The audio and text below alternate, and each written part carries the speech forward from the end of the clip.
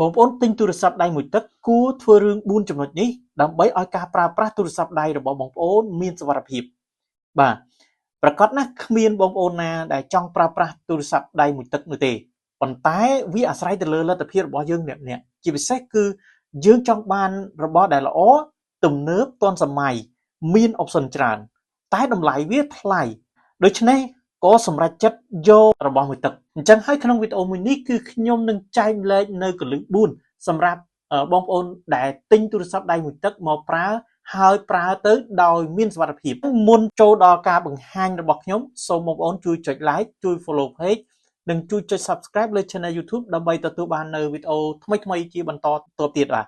ចំណុចទី1ដែលខ្ញុំចែកម្លែកទៅដល់បងប្អូនទាំងអស់គ្នាពេលដែលបងប្អូនទិញទូរស័ព្ទដៃមួយទឹកហើយបងប្អូនគួរណាស់តែធ្វើការ reset ទូរស័ព្ទដៃរបស់បងប្អូននឹងឡើងវិញមានន័យថាយើងត្រូវ reset ទូរស័ព្ទដៃរបស់យើងនឹងទាំង Android ឬក៏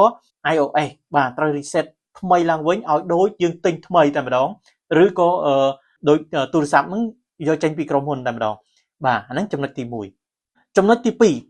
ចទី2បើបងប្អូនមិនដឹងថាទៅ reset ទូរស័ព្ទដៃឲ្យថ្មីនឹងយ៉ាងម៉េចទេបងប្អូនគួរតែប្រើប្រាស់ account ផ្ទាល់ខ្លួនរបស់បងប្អូន account នៅលើទូរស័ព្ទដៃណា account ហ្នឹងវាមាន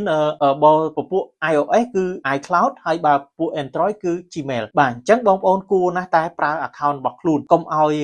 ប្រើ account របស់អ្នកលក់ឬក៏ account ដែលមានស្រាប់នៅក្នុងទូរស័ព្ទដៃហ្នឹងបាទចំណុចទី3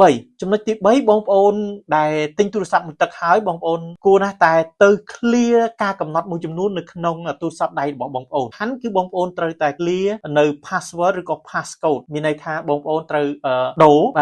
រ password ឬក៏ passcode នៅក្នុងទូរស័ព្ទដៃរបស់បងប្អូនបាទហើយចំណុចមួយទៀតគឺយើងត្រូវដូរ scan ខ្ចៅដៃឬក៏យើងហៅថា fingerprint ហ្នឹងបាទយើងត្រូវទៅបដូរចេញឬក៏យើងបិទតែម្ដងហើយចំទូរស័ព្ទដែលមាន Face ID យើងត្រូវតែដូរដែរត្រូវដាក់ Face ID របស់យើងបាទចូលចំណុចទី4គឺតកតងទៅនឹងការប្រើប្រាស់ app ពេលដែលយើងទិញទូរស័ព្ទដៃមួយទឹកជួនអី app ខ្លះគឺវាមានស្រាប់នៅក្នុងទូរស័ព្ទដៃរបស់យើងមានដូចជា Facebook Telegram TikTok Instagram WhatsApp អីចឹងបាទពួកបណ្ដាញសង្គមហ្នឹងអញ្ចឹងកាលណាដែលមាននៅក្នុងទូរស័ព្ទដៃនឹងស្រាប់បងប្អូនគួរតែ lock out account ទាំងអស់ហ្នឹងចេញហើយបងប្អូនត្រូវតែលុប app ហ្នឹងចេញបន្ទាប់មកពេលបងប្អូនលុបចេញហើយបងប្អូនត្រូវទៅ download ពី Play Store ឬក៏ App Store ហ្នឹងមកវិញហើយបងប្អូនតម្លើងនៅ account របស់បងប្អូនបាទនេះគឺដើម្បីសុវត្ថិភាពក្នុងការប្រើប្រាស់បណ្ដាញសង្គមរបស់យើងអញ្ចឹង4កលឹះនេះគឺខ្ញុំគិតថាបងប្អូនគួរតែអនុវត្តបាទគួរតែទៅធ្វើវាបាទដើម្បីឲ្យការប្រើប្រាស់ទូរស័ព្ទដៃរបស់យើងនឹងមានសុវត្ថិភាពបាទជាចុងក្រោយបើបងប្អូនគិតថាវីដេអូមួយនេះមានប្រយោជន៍សម្រាប់បងប្អូនទាំងអស់គ្នាសូមបងប្អូនទាំងអស់គ្នាជួយចុច like ជួយ follow page ក៏ដូចជាជួយចុច subscribe លើ channel YouTube ដើម្បីទទួលបាននៅវីដេអូថ្មីៗជាបន្តទៀតជួបគ្នានៅវីដេអូក្រោយបាយបាយ